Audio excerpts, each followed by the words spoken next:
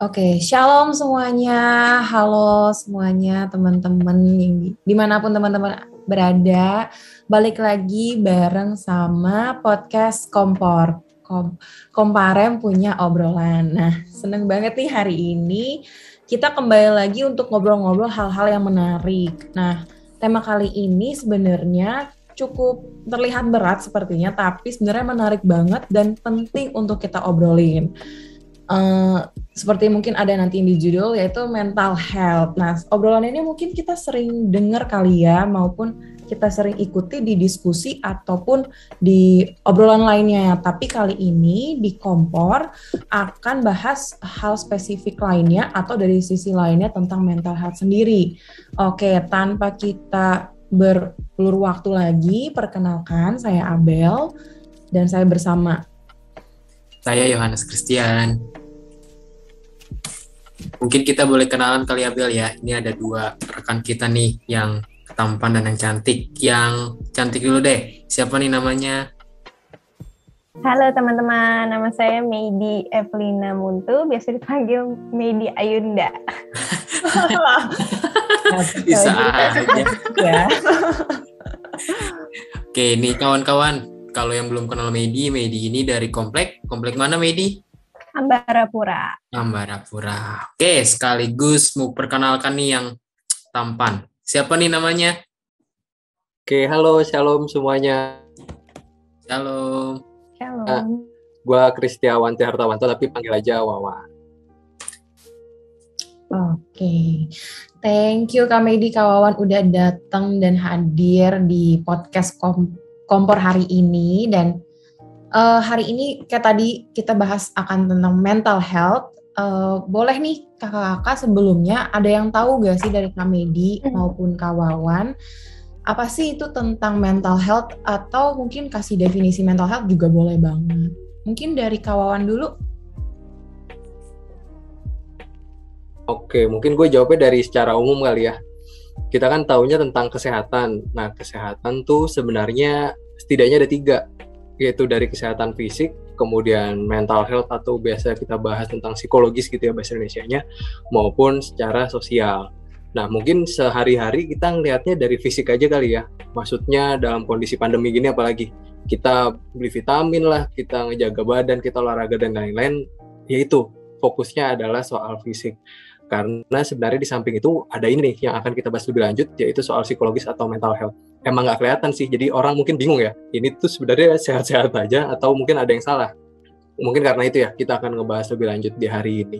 Tapi kalau gue ngebahas sedikit tentang mental health, setidaknya ada 2 kali ya yang menjadi perbedaan. Jadi umumnya dibagi 2. Pertama adalah ringan, kemudian yang kedua nih yang berat. Jadi kalau ringan mungkin sehari-hari kita biasa ngerasain tuh cemas, takut, atau mungkin emosinya nggak stabil gitu ya, kemudian itu yang tadi yang ringan. Tapi ada juga yang berat, itu yang perlu bantuan. Itu kita bedainnya mungkin secara tahun waktu. Misalkan nih takut atau cemas, tapi jalannya tuh nggak cuma sehari 2 hari, tapi 6 bulan kita ngerasain terus. Wah, ini tanda-tanda nih. Atau ekstrimnya mungkin ngerasain depresi, atau mungkin halusinasi, atau bahkan keinginan bunuh diri gitu ya. Hal-hal itu tuh yang memang perlu bantuan secara profesional ya, khususnya psikiater dan psikolog. Tapi ini kita di awal itu dulu ya, highlight-nya dulu, nanti lebih lanjut kita bahas lebih panjang lagi nanti. Thank you Kak Wawan. Nah itu tadi yang aku mau highlight banget, kalau misalnya mental health ini adalah suatu kesehatan tapi yang nggak kelihatan. Nah ini makanya tadi aku bilang dari awal, ini hal yang menarik dan penting untuk kita bahas. Nah kalau Kak Medi sendiri gimana nih Kak Medi? Menurut Kak Medi, mental health itu gimana sih gitu? Kalau aku, yang dari aku searching dari WHO itu, mental health itu keadaan individu yang sehat atau sejahtera secara fisik, mental, sosial, dan di dalamnya itu terdapat kemampuan untuk mewujudkan potensi dari diri sendiri. Dengan artian bahwa seorang itu bisa dikatakan sehat mentalnya apabila memiliki keseimbangan antara kondisi fisik dan kondisi mentalnya. Itu sih, Bel. Oh wow, definisinya langsung yang kredibel banget ya, WHO loh teman-teman. Berat ya bahasanya, langsung WHO bener. Ya makanya kita tadi aku sempat bilang bahasan ini bisa jadi berat, ringan, tapi juga penting gitu. Oke Kak Yohanes, boleh lanjut Kak Yohanes. Oke, thank you Bel. Nah tadi tuh gue ngomong pakai gue nggak apa-apa ya, biar lebih enak aja nih ininya ngomongnya. Tapi kalau kalian mau pakai aku kamu nggak apa-apa. Ya, lanjut. Tadi gue agak serem juga tuh, mental health yang dari Kak Wawan itu bisa suicide sampai komit bunuh diri gitu kan. Nah, gue terlepas umur gue yang 25, which is itu quarter life banget gitu kan, dan gue sering banget nih baca di Twitter gitu ya tentang hashtag quarter life crisis gitu kan. Sebetulnya kalau boleh tahu nih ke Kawawan atau juga Medi mungkin, sebenarnya apa sih quarter life crisis tuh sampai orang-orang mikir itu suatu hal yang tanda petik menakutkan lah atau pengen dihindari lah. Mungkin Kak Wawan dulu boleh dijelasin, Kak? Oke, nah ini ya isu umum nih di umur-umur apalagi sekitar kita ini ya. Secara pribadi gue juga ngerasain sih itu quarter life crisis. Lagi mungkin kita nggak usah definisi yang gitu ya, biar media aja kalian definisi serius-serius ya, gue bagian yang general aja. Oke.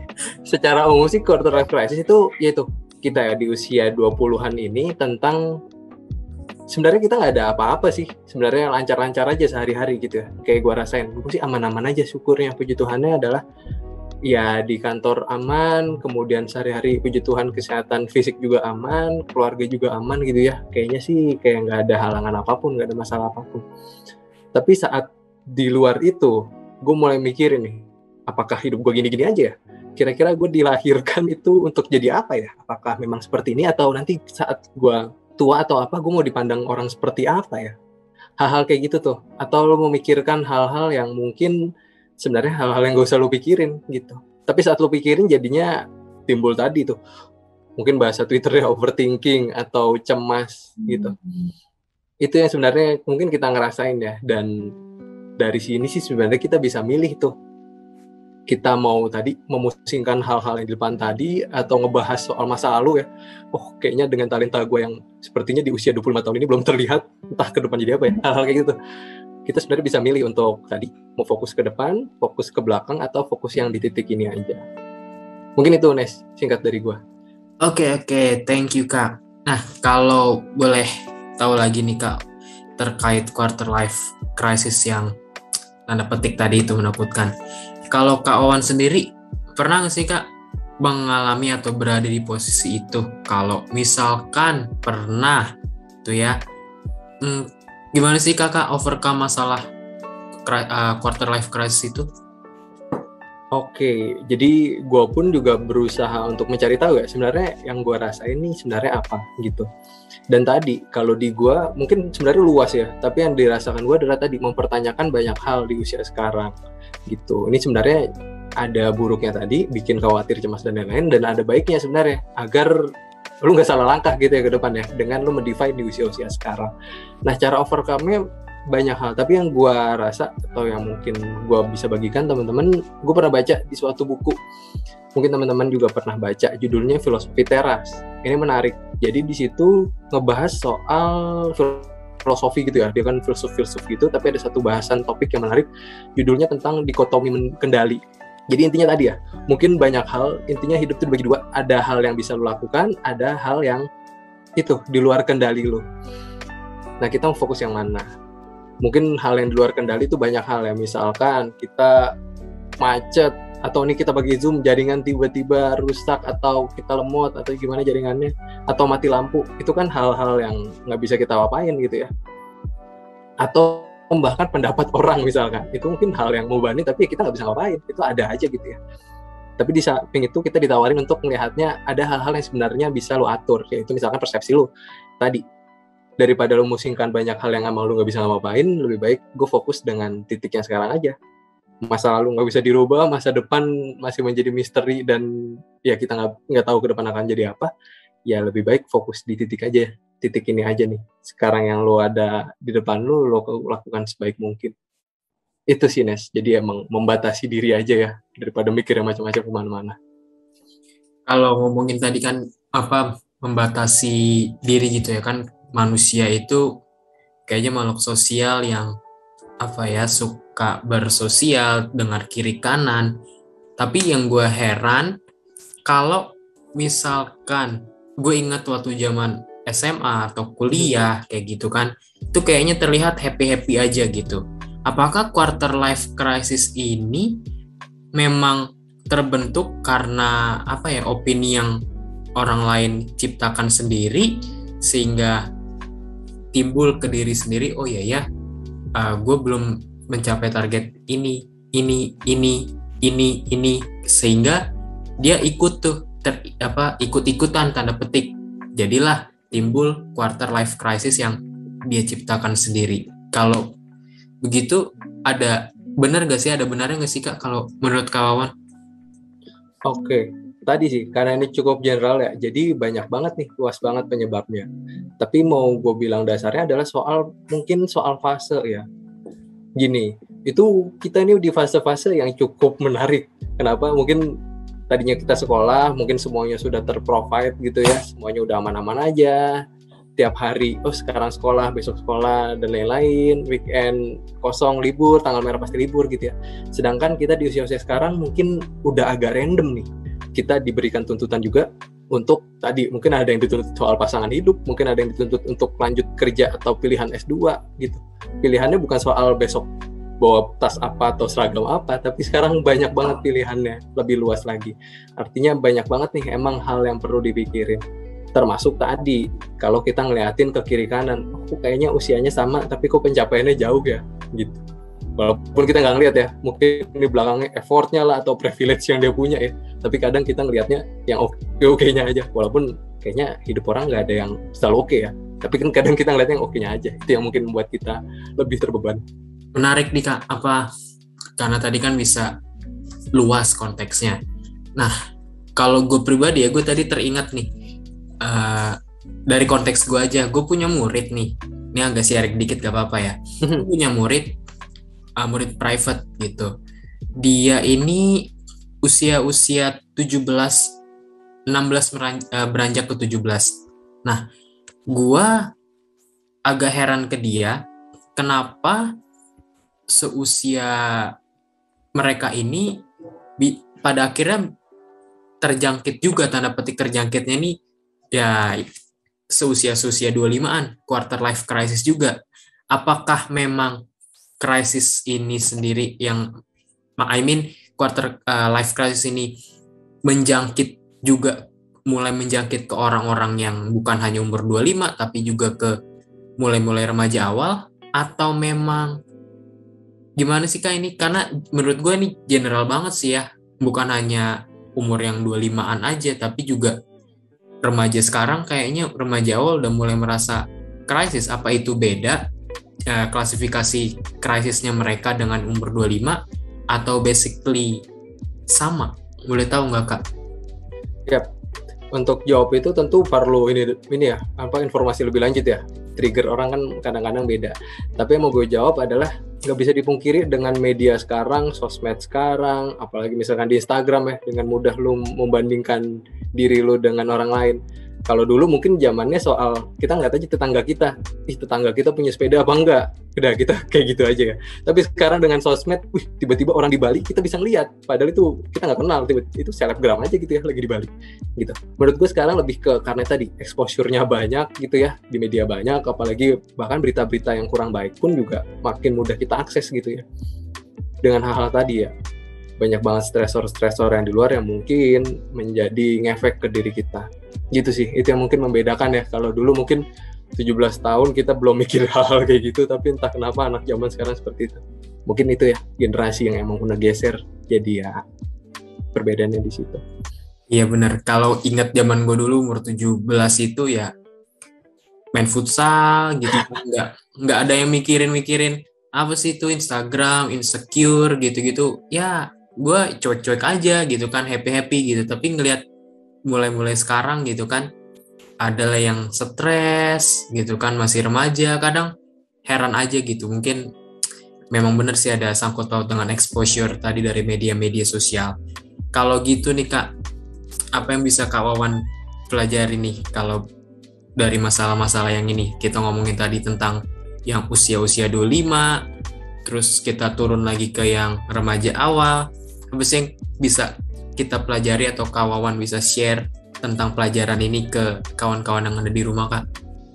Oke, mungkin kembali tadi ya, gue coba nge-wrap up soal kita ngeliat sudut pandangnya dulu. Kadang orang terbeban nih ya, karena quarter crisis, oh waduh ini fase yang sulit nih bagi hidup gue. Padahal kalau kita tilik lagi, harusnya kita juga ngeliat dari sisi bersyukurnya, bahwa oh kita dikasih momen untuk tadi, kita mikirin dulu, kita refleksi dulu hal-hal yang perlu kita lakukan, kita siapkan bahkan ya untuk nanti ke depannya kita gimana gitu. Jadi menurut gue ini momen-momen sekarang daripada kita terlalu pusing dengan tadi masa lalu yang emang gak bisa dirubah, masa depan yang masih sangat jadi misteri, udah kita fokus aja ya mas sekarang. Apa yang kita butuhkan ya kita kejar, apa yang perlu kita siapkan ya kita lakukan gitu. Mungkin itu sih. Jadi nggak usah mikir yang banyak jauh-jauh dulu, apa yang ada di depan mata kita aja ya yang kita coba lakukan. Setuju, gue setuju sama pendapatnya Kak Wawan. Ini juga buat yang di rumah, apalagi yang kawan-kawan yang masih SMA atau mungkin baru masuk kuliah, udah fokus dengan apa yang lu jalani sekarang, gak usah lu lihat kiri kanan, dan ya udah enjoy aja, nikmati hidup lu. Dan kalau lu makin ngeliat kiri kanan lu, ya lu makin gak bersyukur, kalau yang gue tangkap gitu ya.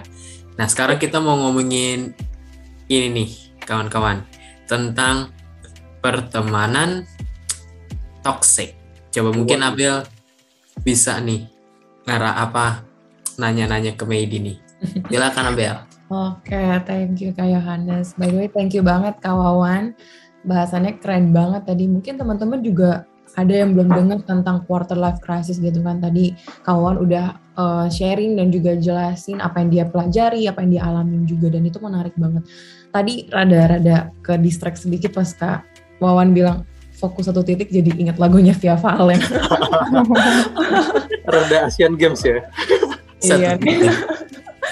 Oke, lanjut ya. Tadi kan Kak Yohanes sempat mention nih kalau Kak Medi itu ngalaminnya tentang pertemanan toksik. Kalau Kak Medi boleh nggak ceritain atau pengalaman Kak Medi gimana jalanin pertemanan toksik itu? Oke, mungkin sebelumnya aku akan bahas tentang toxic relationship ya, atau hubungan toksik. Jadi menurut aku itu hubungan toksik itu ketika ada seseorang atau teman kita yang merasa lebih dominan dari kita dan membatasi ruang gerak kita, yang membuat kita tuh jadi nggak bisa berkarya, yang membuat kita jadi nggak bisa berkembang dengan bebas atau menjadi diri kita sendiri, bahkan nggak bisa mengekspresikan diri kita sendiri gitu. Nah, untuk pertemanan toksik yang menurut aku mereka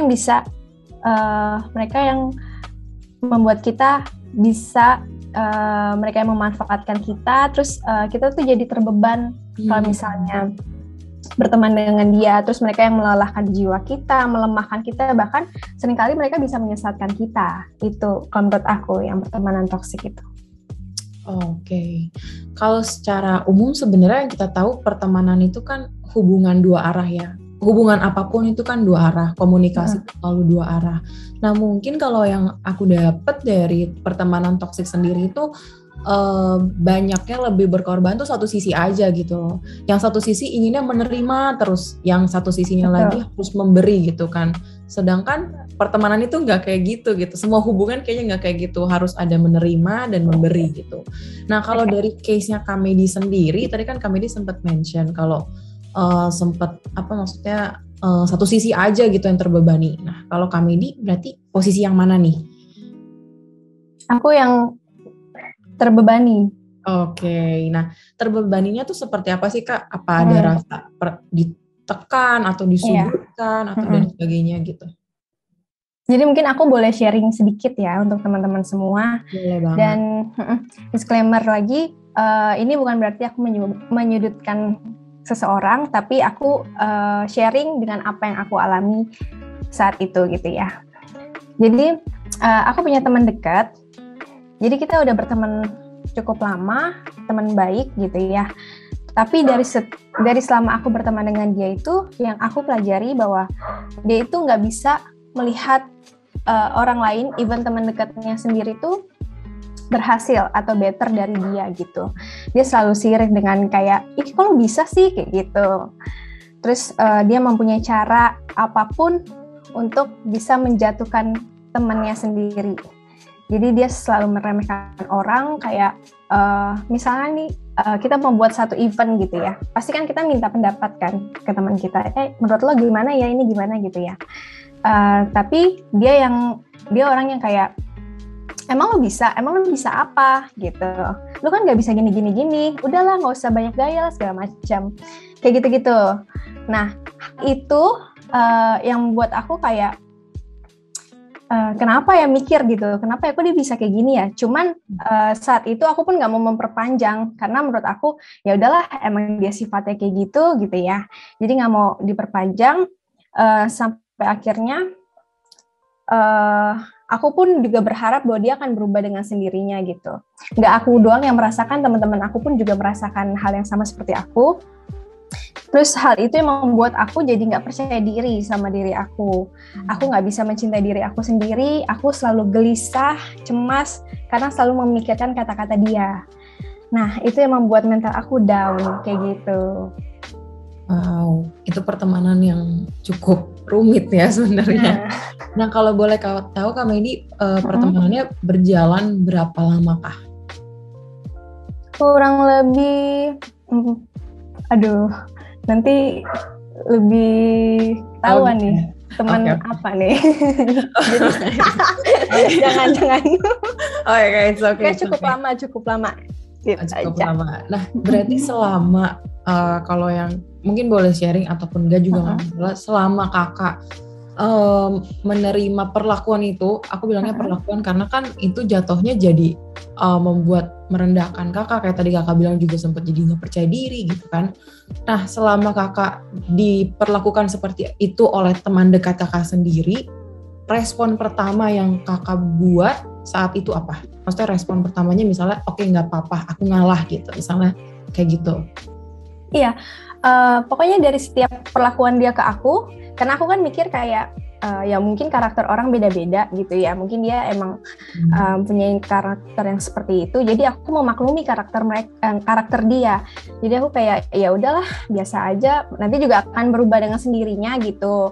Mungkin dia bercanda, aku mikirnya kayak gitu, karena waktu itu kan belum tahu apa-apa gitu ya. Terus habis itu setelah berjalannya waktu, ya dia semakin hari semakin seenak-enaknya gitu loh sama aku.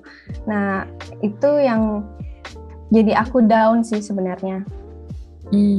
Oke. Berarti kalau yang aku lihat dari sini adalah kakak melakukan excuse gitu ya, mengalah untuk apa yang dia lakukan. Sebenarnya salah dan gak nyaman. Nah, ini berdasarkan pengalaman aku juga, teman-teman. Kalau misalnya kita punya teman yang mungkin melakukan hal yang gak nyaman di diri kita gitu ya, harusnya kita bilang karena kita teman dekat, harusnya kita berani untuk bilang dan secara tegas bilang, aku gak nyaman kalau kamu kayak gituin aku, atau gue gak nyaman ketika lo ngomong kasar, atau gue gak nyaman ketika lo merendahkan gue. Nah, itu kan harusnya kita obrolin. Nah, di case-nya Kamedi sendiri ini, berarti excuse-nya itu berarti tadi ya Kak, karakternya dari dia gitu ya, Kakak udah tahu gitu ya.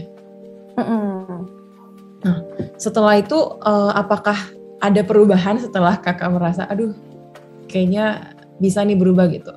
Nah, iya, jadi titiknya itu saat, pokoknya aku berdoa ya, pastinya untuk overcome dari masalah ini, aku berdoa sama Tuhan, minta kekuatan, hikmat, dan petunjuk, karena menurut aku mental health ini juga cukup sensitif ya untuk kesehatan kita gitu. Dan saat aku berdoa, aku minta hikmat juga sama Tuhan, gimana ya Tuhan dengan pertemanan aku yang seperti ini, apakah harus aku lepaskan atau aku tetap bertahan? Dan pastinya yang pertama yang aku lakukan adalah mengampuni gitu ya, karena kan kita juga manusia yang sudah diampuni sama Tuhan gitu. Jadi kita memaklumi dia, kita mengampuni teman aku itu, terus aku minta hikmat sama Tuhan. Dan aku nggak tahu dari doa aku itu entah keputusan aku benar apa enggak, itu aku menjauhkan diri dari dia. Aku menjauhkan diri dari dia, melepaskan dia, dan aku lebih bersikap, kita tetap temenan, cuman aku lebih bersikap kayak bodo amat. Jadi kayak cuma ya udah sekedar teman aja, nggak yang sedekat dulu. Itu yang aku alamin. Dan semenjak itu aku merasakan kayak aku jadi nyaman ya. Jadi aku bisa menemukan jati diri aku sendiri. Aku bisa menemukan potensi yang ada di dalam diri aku. Aku jadi nggak suka gelisah, nggak cemas lagi. Karena sebelumnya setiap mau ketemu dia atau terima dari chat dia tuh pasti kayak ada tekanan gitu, kayak ih aduh apaan lagi gitu loh. Kayak ke-trigger sendiri kayak gitu. Jadi puji Tuhan udah keluar dari lingkungan toksik itu.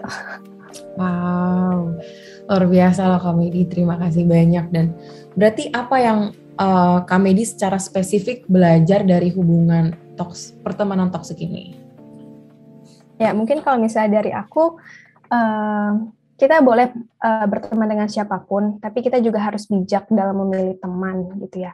Kalau sekiranya mereka memiliki sifat-sifat yang seperti itu, minta hikmat sama Tuhan sih sebenarnya, petunjuk sama Tuhan.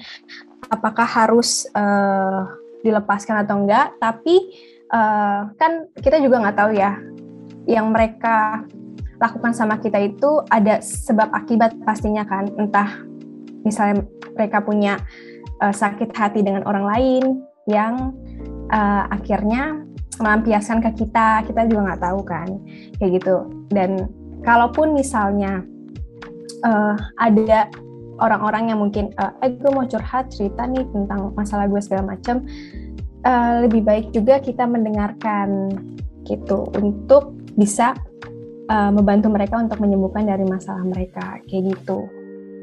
Wow, thank you Kak Medi. Nah, kalau yang dari apa yang aku pelajari dari Kak Medi sendiri dan aku pelajari dari pengalaman aku, sebenarnya kita boleh banget punya teman yang banyak banget, kita boleh kenal sama orang berapa banyak pun itu, tapi yang menjadi teman dekat kita atau yang aku selalu bilangnya jadi circle pertama, ring pertama itu hanya beberapa aja bisa kita hidung jari gitu.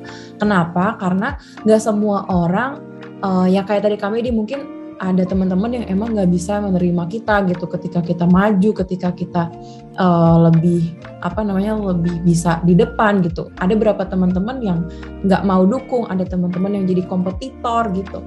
Nah, harusnya jadi teman itu harusnya mendukung ya nggak sih Kak Medi? Harusnya jadi teman yang support. Dan menurutku juga nggak apa-apa banget kalau misalnya kita meninggalkan teman kita yang mungkin nggak support kita, atau misalnya jadi tekanan kayak pengalaman yang Kak Medi, jadi beban bahkan. Nah, itu nggak masalah banget karena kita bisa memilih siapa yang jadi support kita di hidup kita. Oke, dari Kak Yohanes mungkin ada yang mau ditanya-tanya lagi kah? Tadi sembari mendengarkan gue kepikiran ini, tapi dari segi psikologisnya sih, pengen nanyanya ke Kak Wawan gini. Kak Wawan, kalau dilihat dari yang tadi ku bilang segi psikologis, apakah memang manusia itu cenderung semakin dewasa di seseorang, semakin menyempit circle-nya. Jadi mulai merasakan untung rugi, kedekatan, dan apa yang tadi diceritakan oleh Medi dan juga pengalaman dari Abel juga, apakah memang seperti itu fasenya Kak kalau sudah memasuki 25 ke atas atau mungkin awal perkuliahan, atau memang hanya dibuat-buat saja oleh diri sendiri? Boleh Kak di-sharing? Iya, ini menarik nih, antara cerita Medi dan Abel kayaknya cukup relate, bahkan nggak cuma buat berdua ya, mungkin Anes atau gue pasti ngerasain, atau mungkin teman-teman di rumah. Tapi gue mau nanggepin dari sisi lainnya dulu. Kita diajarin ya, baik di sekolah minggu ataupun di gereja, pasti sering banget dengar firman tentang pergaulan yang buruk merusak kebiasaan yang baik. Walaupun dari sisi lainnya sebenarnya bisa dibalik, kebiasaan yang baik itu merusak pergaulan yang buruk gitu ya. Apalagi kita punya arahan untuk menjadi garam dan terang. Itu sebenarnya mungkin kalau kita ngelihatnya dari sisi itu, oh jangan-jangan emang kita disuruh tuh, kita tanpa sengaja ditaruh di lingkungan toksik gitu ya, untuk kita menjadi dampak. Tapi kalau kita mau sangkutin sekarang, kita ngebahas soal mental health, mungkin kita perlu juga ngecek kondisi ya. Tadi ya, kalau dari sisi Medi yang gue cuplik adalah dia minta hikmat ke Tuhan ya, untuk harus gimana nih Tuhan gitu ya, lingkungannya toksik banget, bahkan tadi ya dia cerita bahkan ada chat WA aja terganggu gitu ya, udah reaksi tubuhnya udah gimana gitu ya, padahal baru chat WA gitu. Dan hikmatnya adalah soal tadi mungkin perlu menjaga jarak ya. Dan kalau nyambung ke pertanyaan lo, Nes, soal semakin kita dewasa kok kayaknya circle-nya menyempit ya. Ya emang itu common banget sih gitu. Emang gue mungkin belum baca tentang risetnya, apakah memang seperti itu atau ada jumlah tertentu kah semakin dewasa maksimal jadi berapa gitu ya. Dulu kita mungkin SD sekelas 30, ketemu SMA sekelas 40 gitu ya, harusnya ada ratusan teman kita. Tapi kita kalau ngecek sekarang ya, mungkin berapa yang kita ngechat, mungkin itu-itu aja orangnya. Jadi emang hal yang common gitu, dan itu nggak apa-apa banget teman-teman. Kalau tadi gue belajar dari Abel juga, dia ngomongnya tentang tadi ya, beberapa circle gitu ya, makin ke dalam makin sempit, makin dikit orangnya. Dan mungkin itu tadi, orang-orang tersebut yang masuk di circle tersempit itu adalah orang-orang yang emang support kita gitu. Jadi gue kalau mau jawab ini dari sisi nggak apa-apa banget untuk kita memfilter ya dalam tanda kutip, walaupun kita nggak nyebutnya apa ya, tidak mematahkan silaturahmi ya dengan orang lain, tapi tadi mungkin kita perlu memfilter mana yang memang teman kita cerita itu yang mana, ataupun teman-teman hangout aja yang mana. Dan kayaknya itu memang secara umum ya terjadi di antara kita ya, walaupun nggak ada ilmunya sebenarnya, kita nggak diajarin makin dewasa kamu harus makin dikit ya, nggak juga kan sebenarnya, tapi itu emang mungkin habit manusia yang emang umumnya seperti itu. Betul sih, karena kalau dari pengalaman gue juga makin ya hampir mirip lah dengan kalian semua gitu kan, makin kesini itu kan jadi pertemanan itu ya paling 20 atau 10 dihitung jari lah, ring 1 yang tadi Abel bilang.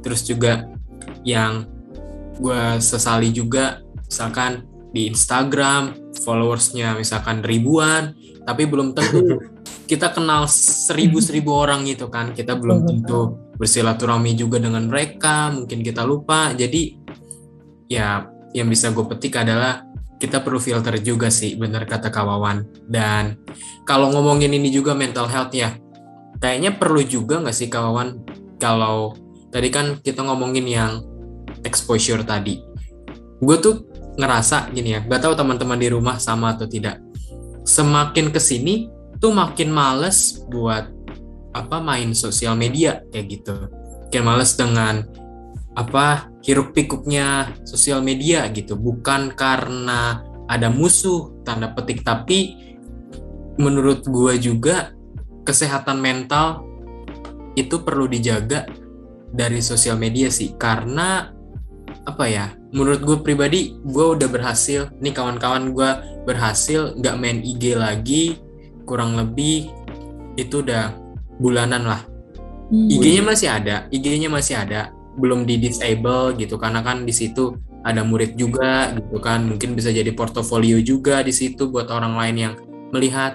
Tapi secara frekuensi memainkan Instagram itu sudah sangat jauh berkurang. Even gue punya second account yang isinya juga paling gue ngelihat kereta api, karena gue suka kereta api, bola gitu kan. Jadi menurut gue itu worth it sih.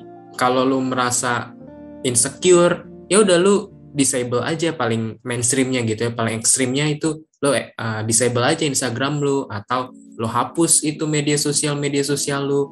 Karena jujur ketika lu udah terjangkit dengan media sosial itu, gue merasakan nggak tenang gitu. Gue merasa hidup gue tuh kayak terganggu gitu kan. Gue merasa gue diperhambakan oleh TikTok gitu kan, oleh Instagram, yang pada akhirnya ya gue hapus kedua aplikasi itu.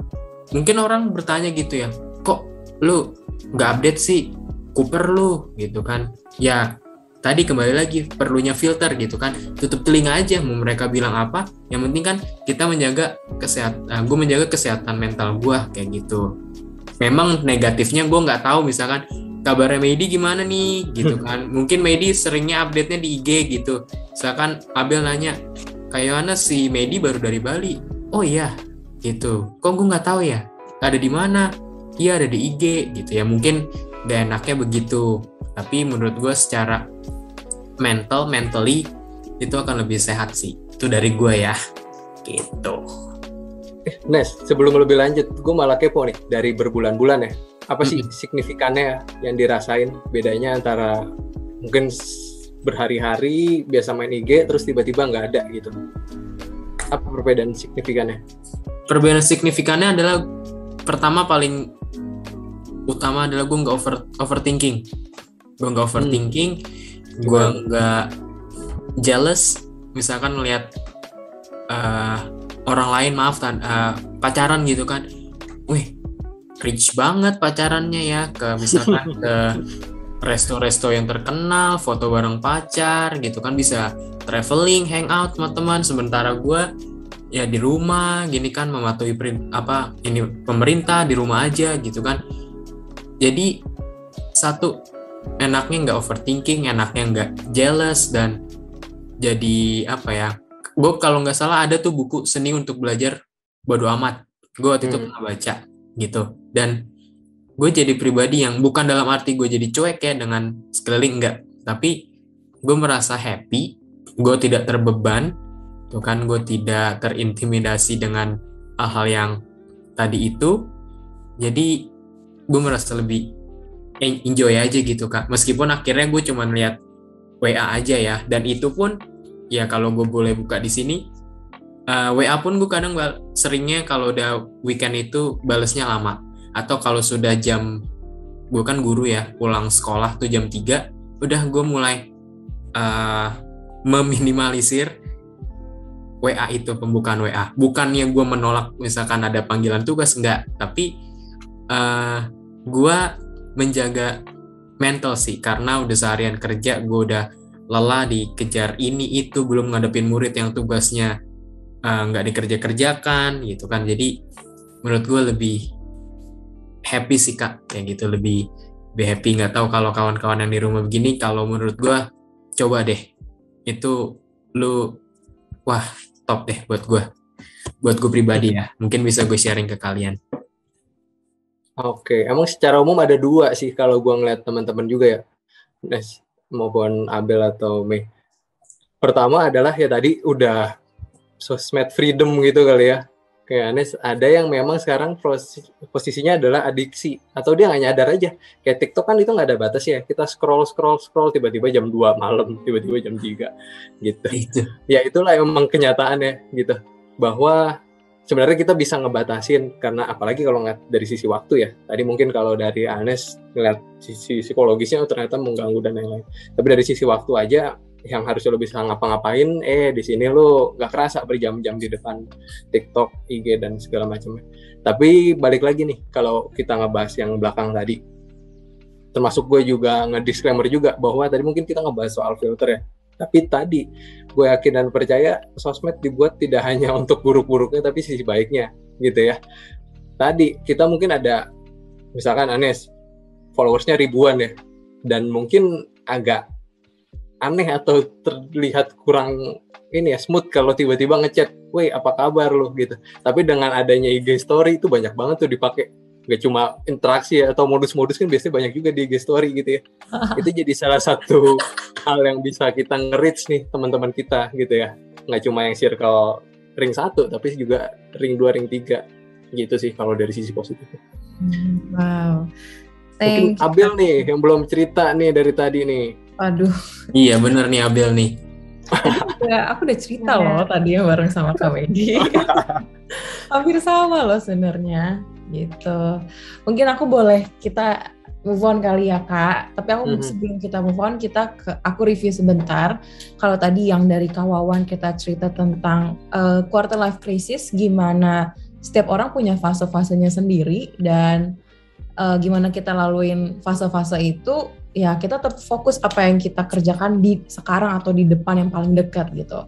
Nah kalau Kak Medi tadi kita bahas tentang pertemanan toksik. Nah ada salah satu statement yang mungkin teman-teman juga tahu, kalau aku lupa dari siapa, tapi dia bilang kayak gini, intinya adalah tunjukin beberapa teman kamu sekarang, akan saya lihatkan masa depan kamu. Kayaknya itu cukup lumrah kayaknya ya statement itu, tapi ya bener, gak apa-apa kalau kita memutus pertemanan kalau pertemanan itu emang udah nggak sehat lagi gitu. Nah, tapi kalau tadi dari Kak Yohanes, ini sangat perlu kita jaga di pandemi ini terutama ya, namanya detox sosial media, kita sering dengernya itu penting banget. Bahkan aku pernah lakuin itu hampir seminggu. Rasanya sih aneh ya ketika nggak buka Instagram terutama ya, tapi enaknya adalah banyak waktu luang gitu. Ternyata aku jadi beralihnya sih lebih banyaknya nonton Netflix kali ya. Kalau sosial media tuh kan karena ngeliatin teman-teman yang liburan, sama kayak Kak Yohanes tadi, ngeliatin teman-teman yang bisa kesana kesini, sedangkan aku terkurung gitu di rumah. Tapi yang gak masalah gitu, yang penting kan sehat ya gak sih? Dan bukan sehat fisik aja, tapi secara psikologis pun kita juga sehat gitu. So teman-teman, kemarin kita udah cantumin Q&A di Instagramnya Komparem. Nah, ada beberapa pertanyaan, melihat banyaknya teman-teman antusias banget nih, dan kita cuma pilih beberapa aja nih teman-teman. Oke, semua pertanyaan kita akan bahas di sini. Bukan semua, beberapa, maaf.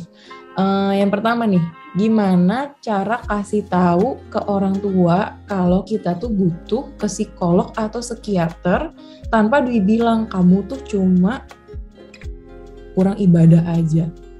Oke, mungkin dari siapa dulu nih? Kak Wawan kah? Apa Kak Bedi dulu nih?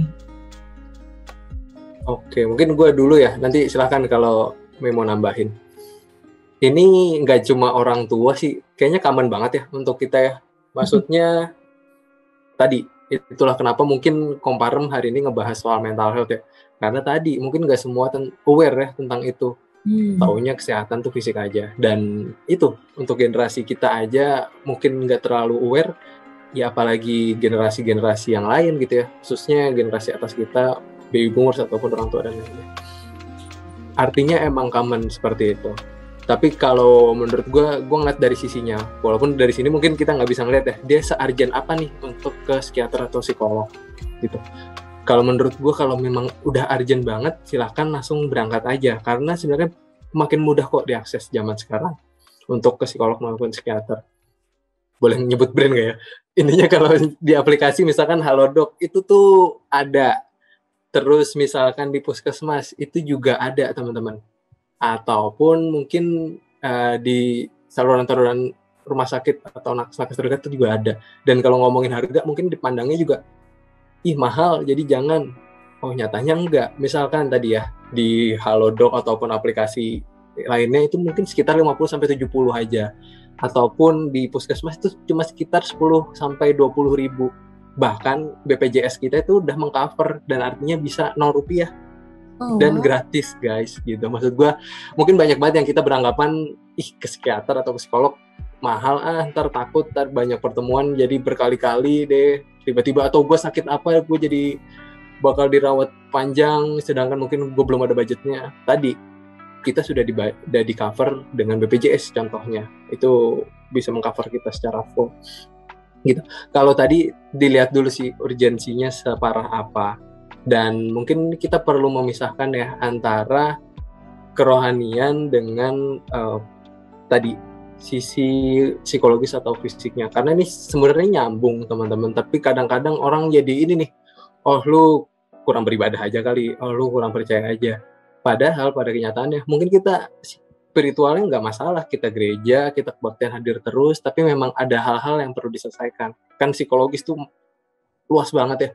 Tadi ngomongin luka batin masa kecil misalkan ada yang belum clear, atau tadi ketemu teman toksik jadi masalah buat kita gitu ya. Ada banyak hal di lingkungan kita yang mempengaruhi kita, dan mungkin sebenarnya psikolog dan psikiater itu diciptakan Tuhan ya untuk menjawab hal-hal itu tadi. Artinya ini bukan suatu yang terpisah atau tidak rohani ya, tapi ini menjadi salah satu jalan sebenarnya, kalau gue sih mandangnya gitu.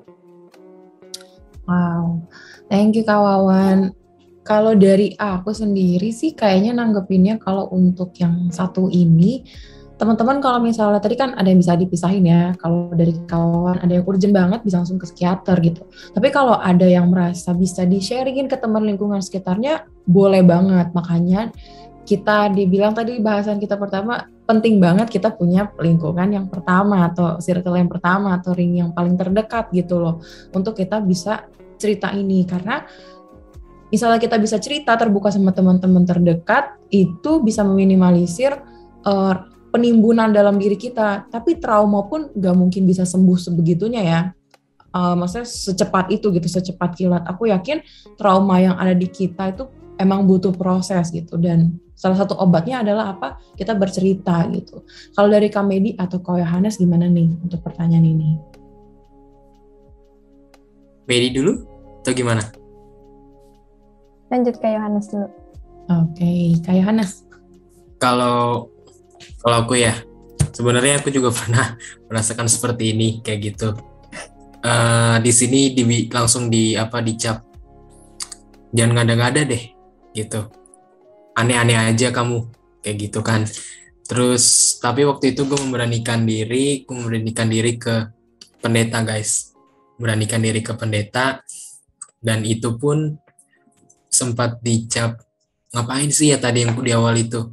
Jadi kadang bingung juga gitu kan membedakan ini gue beneran mental gue terganggu atau hanya mudian aja sih sebetulnya.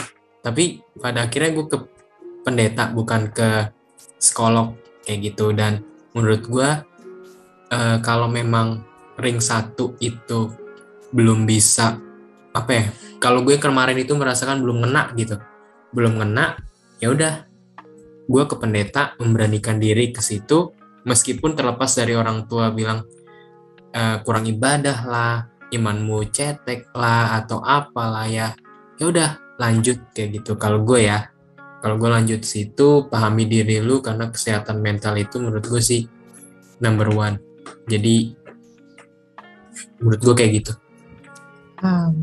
Thank you ya Hannes. Kak Medi, apakah ada tambahan? Mungkin aku sama kali sama teman-teman semua ya.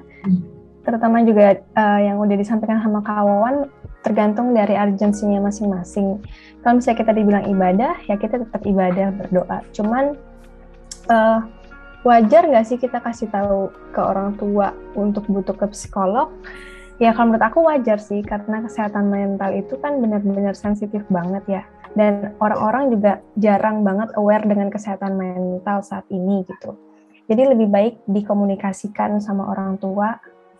Dan kalaupun emang urgent banget, ya monggo ke psikiater. Karena mungkin kan ada beberapa orang yang mikir mental health itu berhubungan dengan gangguan jiwa. Sebenarnya kan enggak gitu ya. Jadi ya lebih baik sebelum terlambat, lebih baik dikomunikasikan aja gitu.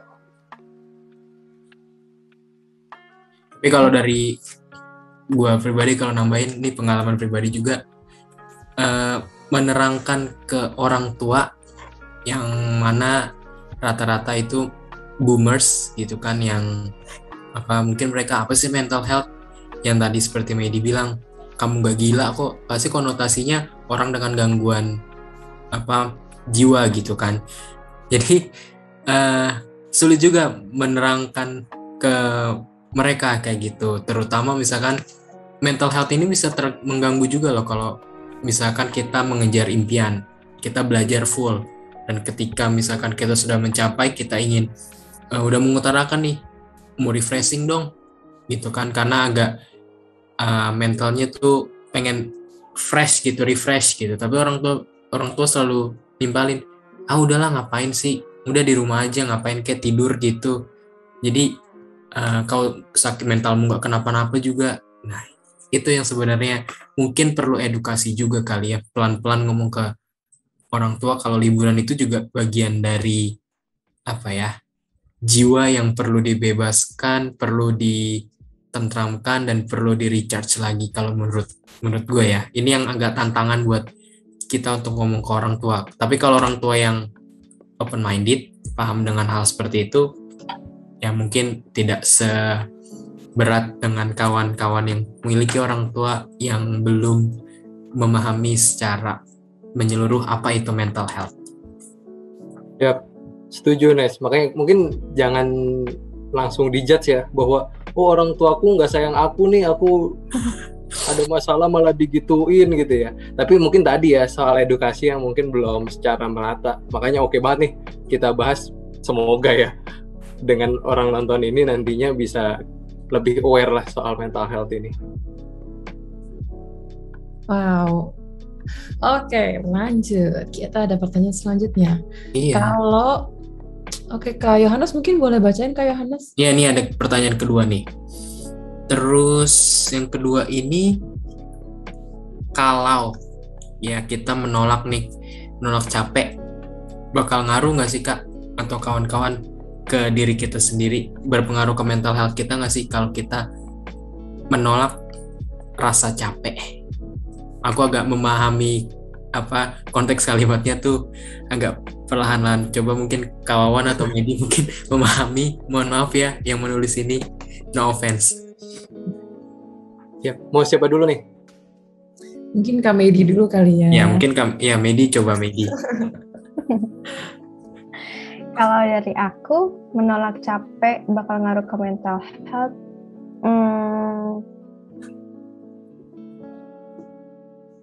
Tergantung sih, capeknya itu apa gitu. Jadi kita harus tahu batasannya. Kalau misalnya capek yang benar-benar capek karena yang tadi aku sharing, bisa nyampe ke mental, itu bisa ngaruh ke mental health kita. Tapi bagaimana cara kita untuk bisa mengatasinya sih gitu.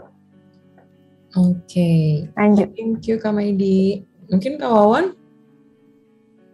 Oke, gue ngebuka ini pakai quotes yang gue lihat di Twitter atau yang di quotes indie. Ada katanya kalau capek itu istirahat bukan nyerah gitu. Mungkin itu yang orang sulit membedakan ya. Jadi gue nggak mau terlihat lemah, gue mau ngegas terus. Kalau gue baca dari sini sih konteksnya kayaknya jadi dia terus berjuang gitu ya. Jadi mau capek, kok mau sakit kayak bahkan mau sedih kayak gue mau hajar terus gitu. Tapi ini gue mau ini nih, semoga masih ada waktu ya. Gue mau memberikan sedikit ilustrasi teman-teman. Ini yang gue dapat dari kuliah gue, di dosen gue memberikan ilustrasi. Dosennya kayak gini. Ini kena banget, mungkin rada di luar konteks nggak apa-apa ya, tapi ini yang gue dapet soal cerita ataupun tadi ya, sebenarnya Abel udah ngebahas pentingnya kita sharing atau apapun itu.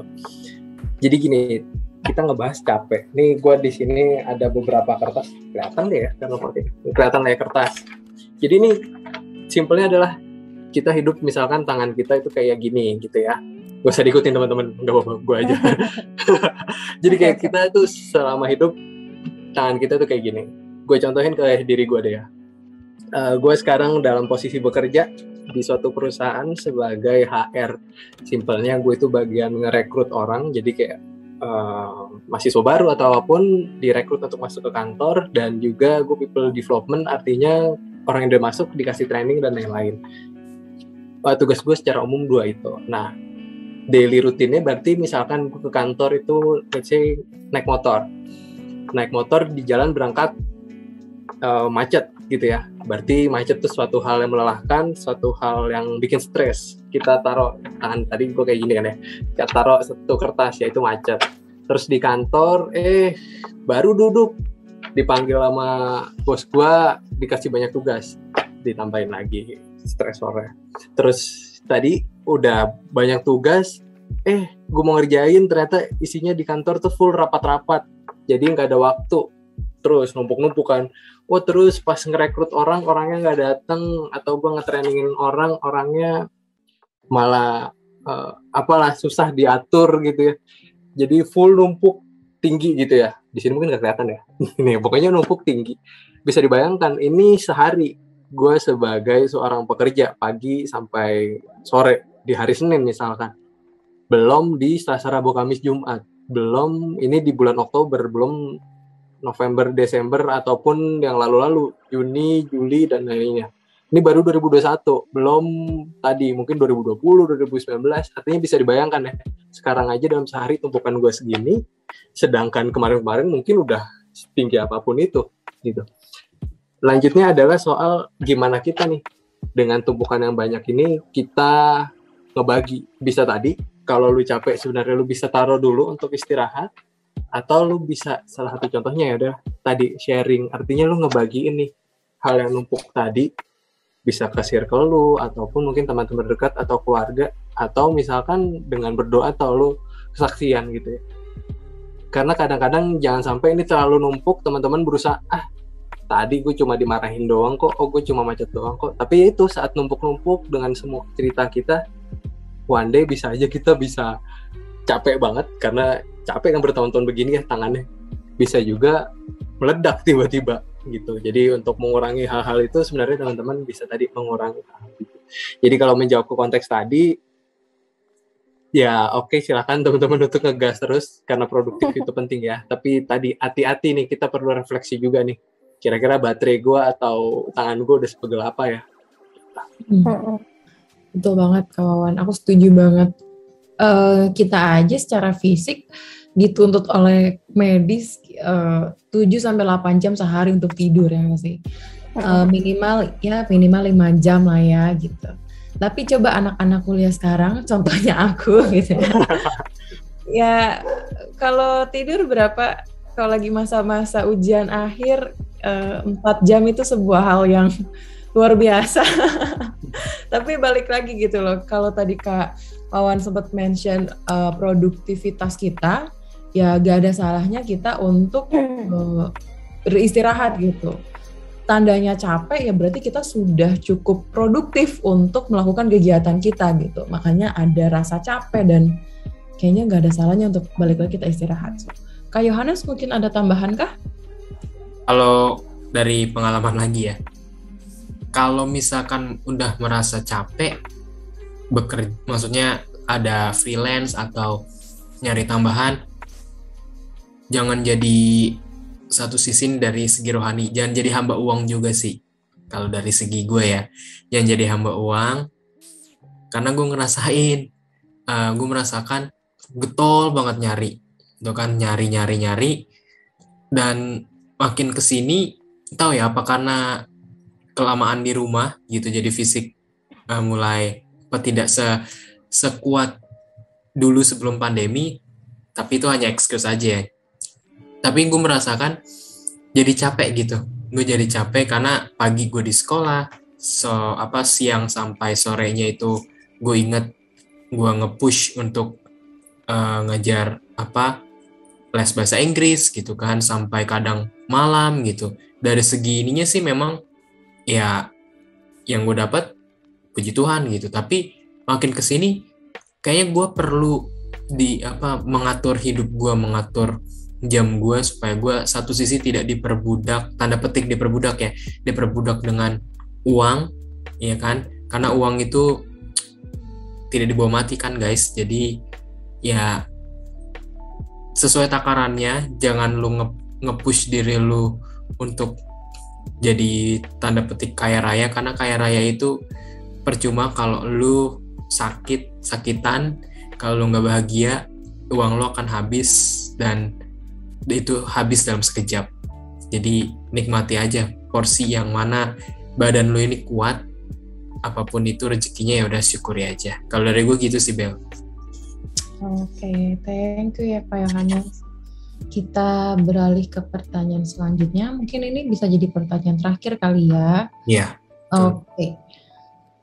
Gimana caranya menjaga kesehatan mental di tengah pandemi yang hampir 2 tahun ini? Wah, ini relate banget ini Maya.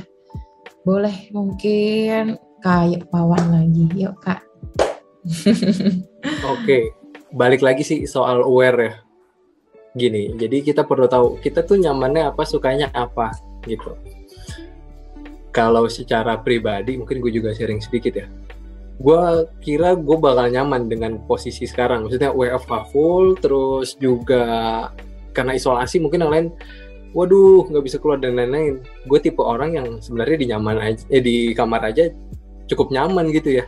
Gue kira begitu, oh ternyata enggak. Setelah ternyata jalan 2 tahun, oh tidak senyaman itu. Pasti teman-teman ngerasain ya, maksudnya di awal, woi gue langganan Netflix, oh ternyata lama-lama kok bosen ya, ternyata tidak seasik yang dipikir ya. Sehari 2 hari mungkin excited, tapi saat jalanin terus kayaknya bosen gitu.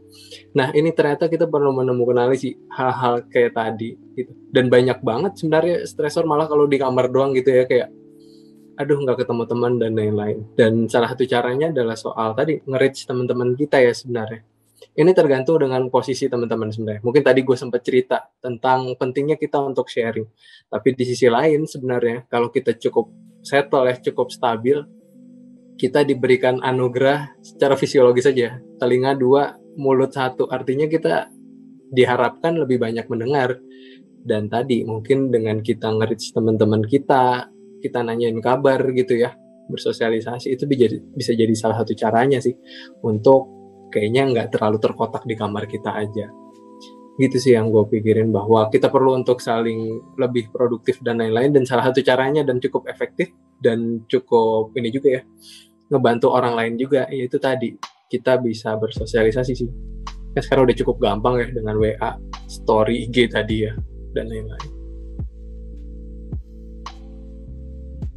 Oke, thank you kawan.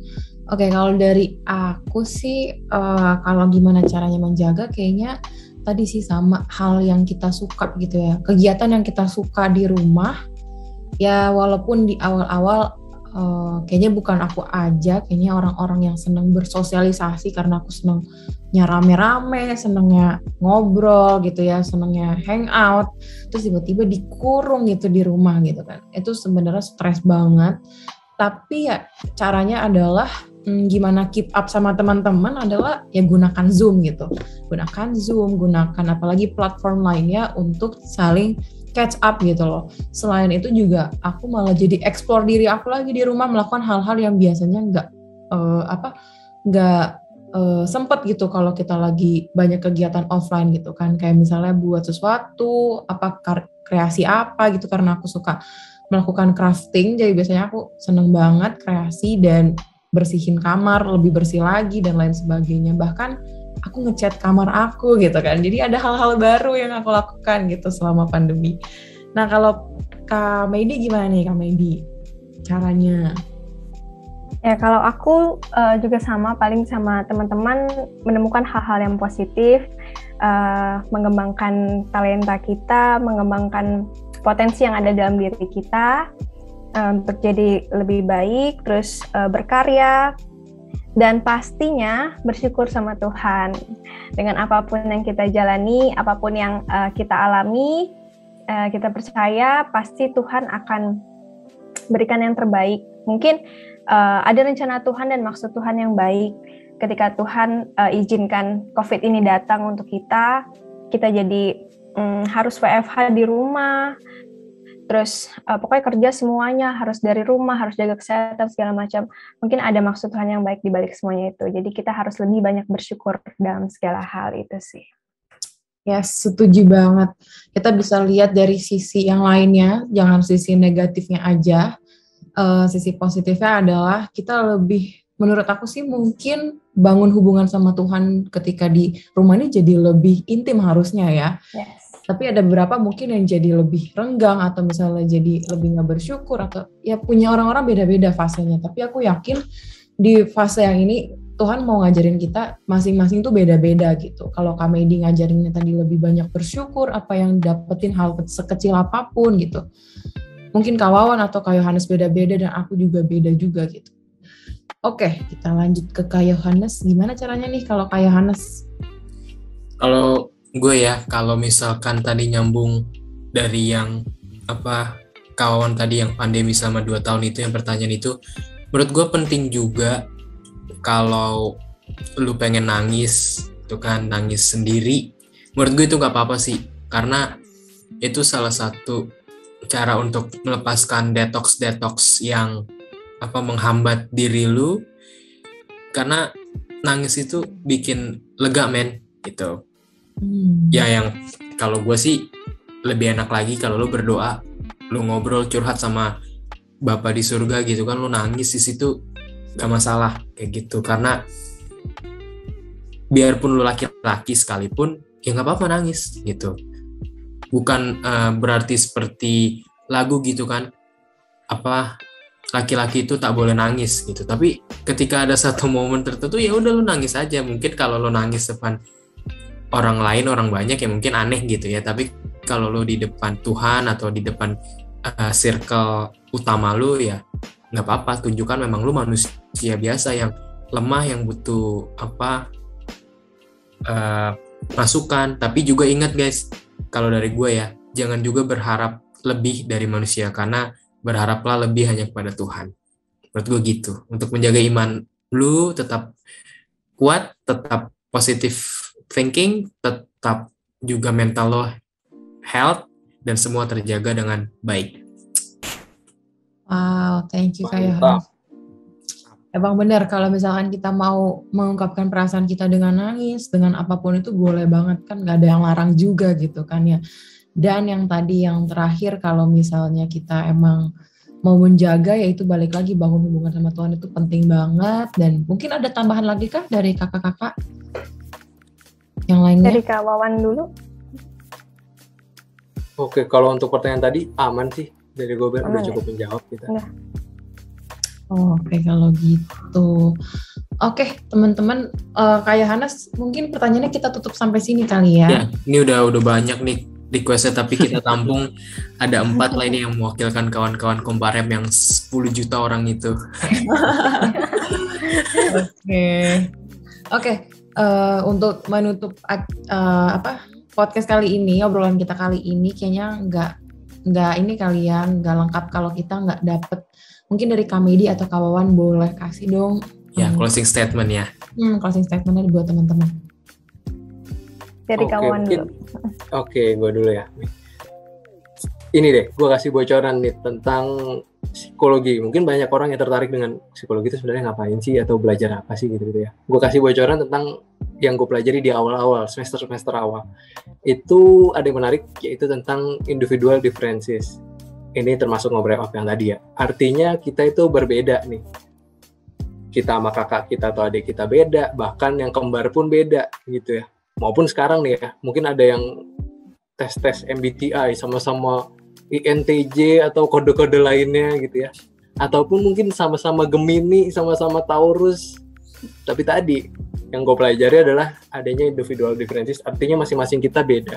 Dan kita tadi juga udah saling ngobrol ya, Mei, Abel, dan Anes, kalau kita tadi mungkin sama yang bikin stres yaitu pandemi, tapi bagaimana kita melewatinya mungkin cara kita beda-beda dan emang nggak dipaksain. Artinya mungkin teman-teman yang di rumah bisa mencuplik dari sini, bisa jadi gambaran, tapi ya teman-teman bisa juga untuk lebih aware lagi. Teman-teman silahkan mengeksplor untuk gimana nih yang paling nyaman dengan teman-teman, karena tadi ya masing-masing kita itu beda. Tapi yang mau jadi titik awal di sini adalah soal aware tadi, gimana nih teman-teman nih untuk menemukan kenali dirinya ya, untuk gimana nih tahu tipenya adalah yang suka cerita, silahkan cerita atau apapun itu, intinya silahkan berekspresi lah ya. Tadi mungkin gue nyuplik juga dari Anes, nggak apa-apa banget untuk nangis. Ya memang kalau teman-teman tipenya adalah kalau udah bunek banget ya silahkan nangis. Atau gue misalkan kalau gue ngasih boleh sharing sedikit ya, gue bukan tipe yang cerita sih jujur ya, bukan tipe yang bahkan punya ring satu sih, tapi gue tipe yang nanya ke ring satu, bukan gue yang cerita ke ring satu gitu. Tapi yang gue lakukan adalah gue punya papan tulis nih, ini suatu hal yang unik mungkin ya.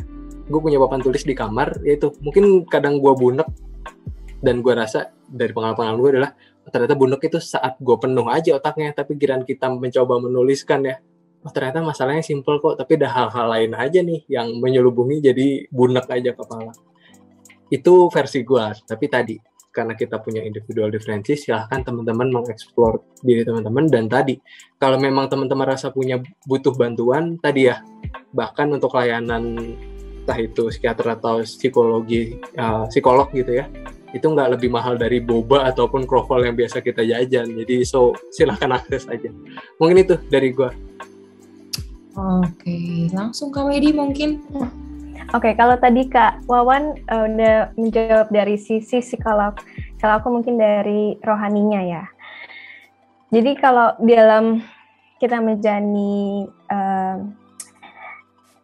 di masa-masa pandemi seperti ini, nggak mungkin kita nggak gelisah. Pasti kita ada rasa gelisah, khawatir tentang apapun ya, baik tentang kerjaan, pendidikan, pasangan hidup, dan segala macam. Apalagi ditambah COVID, yang dimana kita harus di rumah mulu kan, kurang lebih selama 2 tahun ini ya. Pasti adalah rasa khawatir segala macam. Tapi yang mau aku ingatkan di sini, ada satu ayat firman Tuhan yang bilang kalau Janganlah hendaknya kamu khawatir tentang apapun juga, tapi nyatakanlah dalam segala hal keinginanmu kepada Allah, dalam doa dan permohonan ucapan syukur. Damai sejahtera Allah melampaui segala akal, akan memelihara hati dan pikiranmu dalam Kristus Yesus. Jadi ketika kita melibatkan hidup kita, pergumulan kita semua sama Tuhan, yakin dan percaya bahwa Tuhan akan berikan kita kekuatan, kemampuan, dan akan memelihara hidup kita seterusnya. Itu yang pertama. Yang kedua ada lagi di Amsal 13 ayat 30 itu bunyinya gini, siapa yang bergaul dengan orang bijak menjadi bijak, tetapi siapa yang berteman dengan orang bebal menjadi malang. Yang aku mau sampaikan di sini untuk teman-teman semua, pertemanan itu bisa mempengaruhi kehidupan kita. So, bijaklah memilih teman karena pergaulan menentukan masa depanmu. Itu aja. Wow, thank you Kak Medi, thank you Kak Wawan. Mungkin dari Kak Yohanes ada kata-kata juga kah? Kayaknya udah diwakilkan semua deh sama dua narasumber ini. Udah diambil. Narasumber kita kali ini emang luar biasa sih. Betul. Okay. Mungkin sekian dari Kompor yang punya obrolan di sesi kali ini bahas tentang mental health, dan kita berharap kita akan membicarakan hal-hal lain yang menarik di episode-episode selanjutnya. Dan mungkin sekian dan sampai jumpa lagi teman-teman. Kayaknya nggak lengkap kalau belum diakhiri doa ya. Oh iya bener juga, kita belum doa ya. Oke, sebelum sampai jumpa lagi dari teman-teman yang lain, kita boleh doa dulu. Kak Yohanes boleh pimpin kita dalam kali Pak. Kawan-kawan yang ada di rumah, yang ada di sini, kita bersatu dalam doa supaya apa yang sudah kita dengarkan tadi, obrolan-obrolan yang positif ini bisa menjadi pelajaran yang berharga buat kita dan bisa kita terapkan dan juga bisa menjadi berkat juga buat orang banyak. Yuk kita bersatu dalam doa. Terpujilah yang Engkau Bapa. Terima kasih untuk penyertaan-Mu, terima kasih juga untuk anak-Mu yang boleh menyelamatkan kami di atas kayu salib. Tuhan Yesus Kristus, saat ini kami mengucap syukur untuk obrolan yang boleh kami adakan di saat ini ya Bapa. Kiranya ya Bapa, obrolan Komparem atau Kompor ini ya Bapa bisa menjadi berkat buat kawan-kawan kami yang ada di rumah. Dan biarlah ya Bapa, setiap apa yang boleh kami sharingkan ini boleh menjadi pelajaran juga buat teman-teman di rumah agar mereka pun bisa memiliki kualitas hidup yang lebih baik lagi. Dan biarlah ya Bapa, mereka pun bisa membagikannya juga kepada orang banyak ya Bapa. Bapak, kami menyadari kalau kami banyak mendukakan Engkau selama pelaksanaan obrolan kami dari awal pertengahan ke akhirnya. Kami mohon ampun ya Bapak, dan biarlah ya Tuhan, setiap kami ya Bapak di sini boleh menjadi anak-anak-Mu yang memancarkan terang-Mu ya Bapak. Tuhan, kami akan tutup podcast kami, Kompor ini, hanya di dalam nama Tuhan Yesus Kristus. Terpujilah Engkau ya Bapak, kini dan selamanya. Amin. Amin. Amin. Terima kasih. Terima kasih teman-teman. Sampai jumpa.